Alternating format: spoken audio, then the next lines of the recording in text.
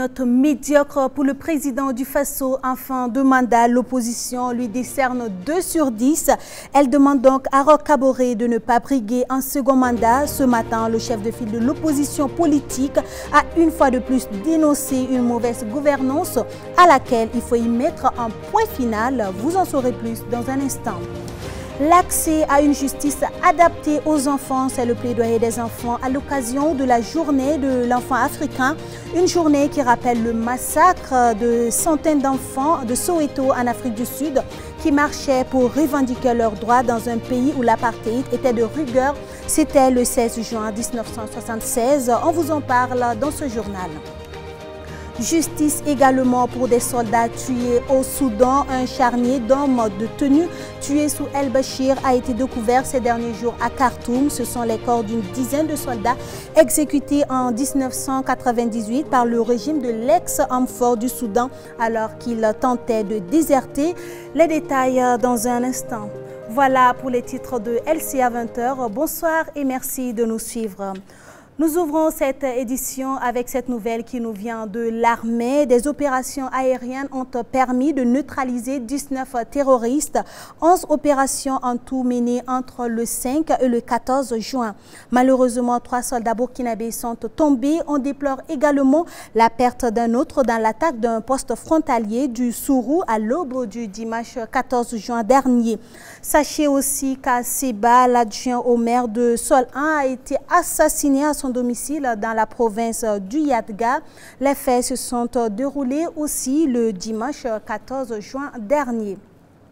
Face à l'insécurité grandissante et à la mauvaise gestion du pouvoir, l'opposition burkinabé décerne au président du Faso la note de 2 sur 10.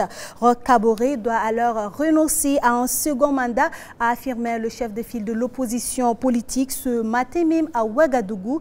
Le CFOP qui a donné sa note à la suite des résultats du présimètre qui a pour sa part attribué 4,53 aux locataires de Kossiam. Une note peu satisfaisante qui traduit, selon l'opposition, le chaos et l'indignation des Burkinabés face à la gouvernance de Roch Kaboré. On en sait plus avec Alain Koulibaly et Bachirou Sawadogo. L'opposition politique burkinabé donne ici sa lecture sur la gouvernance politique du président Roch Kaboré. Suite aux résultats du présimètre, le sondage annuel sur les engagements du président du Faso, donnant lieu à une note de 4,53 sur 10 au chef de l'État, le CFOP invite le président à renoncer à un second mandat à la solde d'une gouvernance jugée chaotique. Cette année, la note moyenne du chef de l'État Roch Kaboré sur une échelle de 10 est de 4,53. En juin 2019, le président avait obtenu la moyenne de 4,72. L'opposition politique note que le président n'a fait que chuter dans les sondages, mais elle estime qu'objectivement, Roch Kaboré mérite la note de 2 sur 10. D'une part, pour avoir poursuivi la promotion du Faso d'Anfani, relancée par les dirigeants de la transition. D'autre part, pour avoir inauguré des chantiers dont le financement a été bouclé sous Blaise Compaoré. À part cela, Roch Kaboré a fait reculer le Burkina Faso avec plus de 2000 morts, plus de 4000 écoles fermées, le tiers du territoire occupé par les terroristes et près d'1 million de déplacés internes. Après avoir trahi son serment, Roch Kaboré devrait demander pardon au peuple burkinabé et aux ancêtres et renoncer par dignité à solliciter un second mandat à ce peuple qui a tant souffert de sa gestion chaotique. L'affaire du bail location et vente aux enchères de véhicules étatiques, incriminant le maire de la ville de Ouagadougou, était également au cœur des échanges. L'opposition en appelle à une meilleure prise en charge diligente du dossier et à la démission du bourgmestre de la capitale. Depuis un certain temps, de sérieux soupçons de corruption pèsent sur le maire de Ouagadougou, Arma Pierre Bewende, suite à une affaire de location-bail et de vente aux enchères de véhicules. Dans sa dernière parution, le journal L'événement a révélé que le juge Narcisse Sawadogo et certains de ses collègues avaient demandé au maire de Ouagadougou la somme de 70 millions de francs CFA pour étouffer cette affaire brûlante. Suite à cette publication, avons-nous appris, le juge en question a été arrêté et est entre les mains de la gendarmerie après avoir été entendu par le parquet. L'opposition politique félicite ces juges patriotes et intègres qui, malgré les pressions diverses exercées par le pouvoir en place, refusent de se laisser intimider et d'enterrer cette affaire qui relève à la limite du terrorisme économique. L'opposition encourage ces juges à poursuivre dans cette logique d'opération main propre en ordonnant l'arrestation et le déferment à la Mako du sieur Armand Pierre Bewende. Par ailleurs, l'opposition demande à M. Bewende, qui est soupçonné d'avoir trempé dans cette sombre affaire de corruption, de rendre immédiatement sa démission et de se mettre à la disposition de la justice. L'opposition a par ailleurs condamné des infractions commises dans le cadre des enrôlements d'électeurs dans la commune de Zignaré et de Poussé. Elle invite la justice à faire diligemment toute la lumière sur cette affaire et à condamner les coupables conformément aux lois en vigueur. En attendant, la date du 22 novembre avance à grands pas. Le mouvement du peuple pour le progrès devra investir Roch-Marc Christian Kaboré à l'issue d'un congrès extraordinaire annoncé pour le 11 juillet prochain au Palais des Sports. La grande bataille du 22 novembre s'engage petit à petit, mais malheureusement, des tentatives de fraude font peser une grave menace à la crédibilité de l'élection. C'est le cas de cette initiative qu'aurait prise la section provinciale du NTD de convoyer par car des militants de Ouagadougou à Zignaré pour les y faire enrôler. Une action qui viole la loi électorale, comme le rappelle la secrétaire générale de la CENI. À la suite de cette affaire, les responsables locaux du NTD ont été placés en garde à vue malgré le démenti formel qu'a apporté le président de ce parti, le ministre Vincent Dabilgou. Affaire à suivre. 14 Burkinabés sont également visés par une procédure judiciaire. Ils auraient violé la mesure de fermeture de la frontière adoptée dans le contexte de la crise sanitaire liée au coronavirus. Un communiqué du gouvernement le confirme. Vous vous souvenez, le mardi 9 juin dernier, un camion de transport de bétail en provenance du Burkina Faso avait été intercepté à Bouaké en Côte d'Ivoire avec à son bord 30 Burkinabés. Après vérification, 16 d'entre eux avaient des autorisations d'entrée sur le territoire ivoirien. Les 14 autres qui viennent d'être rapatriés verront donc leur sort décidé à l'issue d'un procès. Parlons à présent de diplomatie. Le Burkina Faso et l'Union européenne effectuent une revue globale de leur partenariat. C'est la troisième fois qu'un tel exercice réunit les deux parties. Les discussions ont porté essentiellement sur des questions sociopolitiques, à savoir la remise de la dette, la sécurité, ainsi que les élections présidentielles et législatives de novembre prochain. Le compte rendu avec Ahmed Nanema et Achille Ouedraogo. Je demeure convaincu que nos échanges sur les sujets inscrits à l'ordre du jour seront constructifs et enrichissants et qui nous permettront de dégager de nouvelles pistes pour relever nos défis communs et consolider les bases de notre coopération qui est déjà fructueuse. La 13e session du dialogue politique entre l'Union européenne et le Burkina Faso ainsi lancée s'articule autour de grands sujets d'actualité du pays auxquels doit faire face le gouvernement pour aboutir à une situation nationale paisible et réussir les prochaines élections présidentielles et législatives à venir. Nous avons sur l'agenda des thèmes qui sont évidemment d'importance éminente, comme la sécurité, les questions politiques, les questions humanitaires, les questions de développement et les questions droits de l'homme et bonne gouvernance. Et dans tous ces volets, l'Union européenne est très engagée et nous coopérons sur tous les volets. Principal partenaire technique et financier du Burkina Faso, les investissements de l'Union européenne s'évaluent à près d'1 milliard d'euros. Pendant les 7 ans passés, nous avons mis à la disposition du gouvernement un montant de à peu près 1 milliard d'euros dans la coopération. Mais la coopération et les questions politiques sont, à notre avis, extrêmement liées. Et pour ça, nous sommes très contents que nous avons aujourd'hui, avec les collègues, mes collègues, les ambassadeurs de l'Union européenne ici présents, d'avoir ce dialogue aussi sur les questions politiques. Ces échanges entre membres du gouvernement burkinabé et l'Union européenne, qui se veut ouvert, constructif et amical, sont l'occasion pour les ministres du Faso d'adresser des plaidoyers à l'endroit de leurs collaborateurs. Ainsi, la remise de la dette refait surface. Le plaidoyer principal du Burkina Faso vis-à-vis de ces pays européens, c'est celle donc de la dette pour laquelle nous avons eu déjà des avancées entre nous, entre Européens et nous. Et il est important que nous réaffirmons à toutes les occasions que nous voulons donc une remise des dettes au lieu d'un simple moratoire. Parmi ces plaidoyers intervient la question sécuritaire du territoire burkinabé, pour laquelle les autorités sollicitent le soutien de l'Union européenne afin de mettre fin au terrorisme. Nous avons besoin surtout d'un renforcement des capacités nationales et sécuritaires de nos pays. Et comme vous avez vu ce qui s'est passé récemment dans le nord de la Côte d'Ivoire, nous avons toujours dit qu'un pays comme le Burkina Faso est un verrou. Donc il faut renforcer les capacités du Burkina afin que ce verrou-là ne saute pas et qu'il se fortifie pour faire face donc à l'insécurité et donc éliminer le terrorisme dans notre pays. Le dialogue politique entre l'Union européenne et le Burkina Faso, qui a lieu régulièrement chaque année, a connu quelques difficultés pour la tenue de cette nouvelle session du fait de la Covid-19. Il intervient dans le cadre prévu par l'accord de Cotonou entre l'Union européenne et tous les pays d'Afrique, des Caraïbes et du Pacifique, ACP. Un autre partenaire avec lequel le Burkina Faso peut compter, c'est la République populaire de Chine. Ce grand ami va accompagner le Burkina dans le développement des infrastructures. L'ambassadeur a eu des échanges avec le Premier ministre Christophe Dabiré sur ces projets tant attendus par la partie burkinabé, Alain Coulibaly et Bachirou Sawadogo. Le gouvernement burkinabé et la République populaire de Chine passent ici en revue leur coopération en matière d'infrastructures. En ligne de mire, le projet de route Banfora-Sideradougou-Gawa qui devrait bientôt prendre forme. L'occasion pour les deux partenaires de faire le point sur l'évolution du traitement du dossier et de discuter de son financement.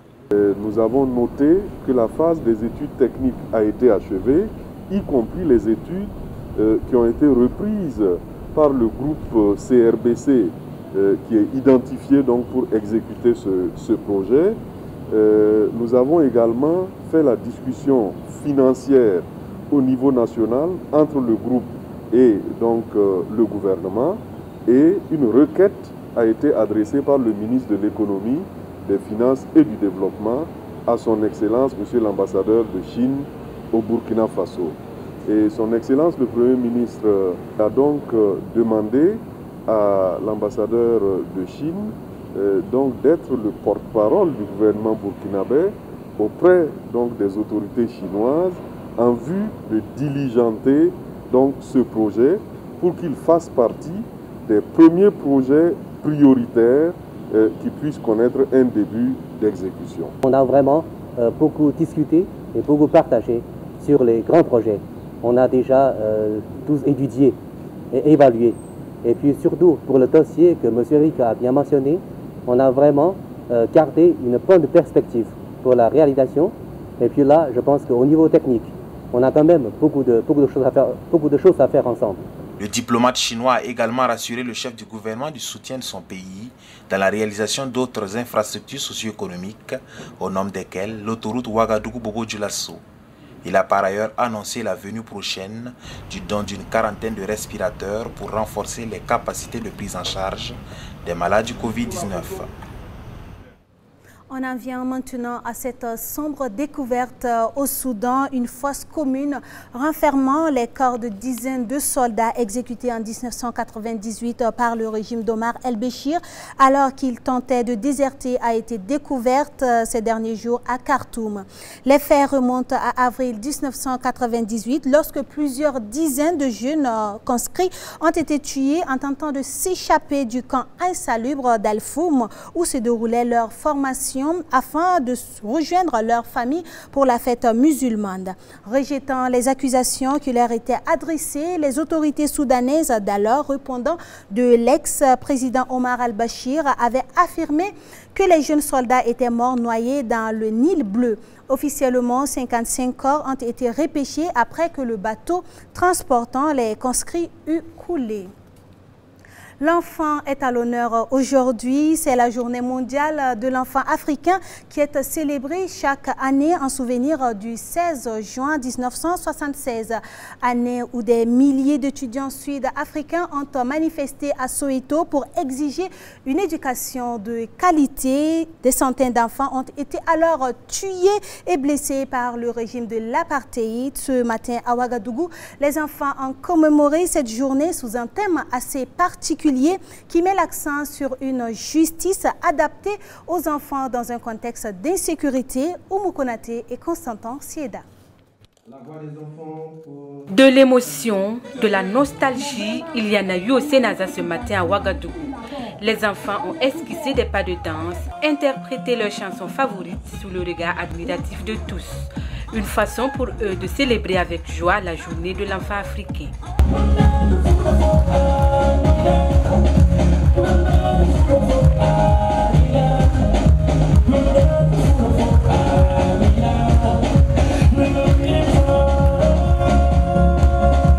Cette commémoration s'articule autour de l'accès à la justice des enfants, une justice juvénile abordée très peu au Burkina Faso. Aujourd'hui, il est important de savoir que déjà, le Burkina Faso fait partie des pays où l'accès à la justice mineurs est adapté. Mais nous pouvons la parfaire pour éviter sincèrement l'incarcération aux enfants, surtout dans un contexte où les enfants sont enrôlés dans les groupes armés. Donc, mais ça aussi, ça nécessite vraiment des études approfondies. Donc nous allons travailler avec notre collègue de la justice et tous les acteurs judiciaires pour améliorer vraiment cette justice adaptée, pour permettre à ces enfants de ne pas basculer du mauvais côté et de pouvoir les réinsérer de manière sociale et économique. La famille étant le socle de l'éducation de tout enfant, Marie-Laurence Ilboudo plaide auprès des parents de s'impliquer davantage à leur éducation. L'équilibre psychologique de l'enfant dépend de son milieu social. Donc nous avons besoin que ces parents s'impliquent fortement dans l'éducation des enfants. Parfois c'est difficile, mais c'est dans la difficulté que nous trouvons des solutions. Donc il faut persévérer et le département sera là pour les accompagner afin que nous puissions bâtir avec ces enfants un Burkina Faso de paix et de justice pour tous. À cause des attaques récurrentes au Burkina, des enfants sont tombés sur les balles assassines des terroristes et des milliers d'enfants n'ont plus accès à l'éducation. Au regard de tout ceci, des doléances ont été formulées à l'endroit des autorités par la voix de la présidente du Parlement des enfants, Célia Ouedraogo. Il s'agit de l'appui à la promotion des mesures alternatives à l'emprisonnement des enfants en conflit avec la loi, à la dynamisation des bureaux du Parlement des enfants à travers le financement de nos plans d'action, à la promotion des activités d'encadrement au profit des enfants pendant les vacances. En rappel, la journée de l'enfant africain est célébrée en mémoire des enfants de Soweto, victimes en 1976 d'une répression lors d'une protestation liée à la mauvaise qualité de l'éducation. Mais est-ce que ces enfants connaissent-ils réellement leurs droits? Que souhaitent-ils pour tous les enfants du monde entier? Oumou Konaté et Constantin Sieda se sont intéressés à ces questions en dirigeant leur caméra sur certains enfants. Regardez. 14 ans, 15 ans, 16 ans, voire 17 ans, c'est l'âge qu'ils ont. Ils sont tous enfants et ils connaissent leurs droits. L'enfant a droit à la famille. Il a droit à l'éducation, à la santé. Moi, mon droit, je dois avoir une famille, un acte de naissance, à l'école. L'enfant a droit à la vie, à un acte de naissance. Bon, j'ai droit à l'éducation et j'ai droit à la santé. Alors, que souhaitent-ils tous pour les enfants du monde entier? À cette question, ils répondent. Je souhaiterais pour tous les enfants du monde d'avoir une famille. Je souhaite que tous les enfants soient respectueux et qu'ils travaillent à l'école, bien à l'école.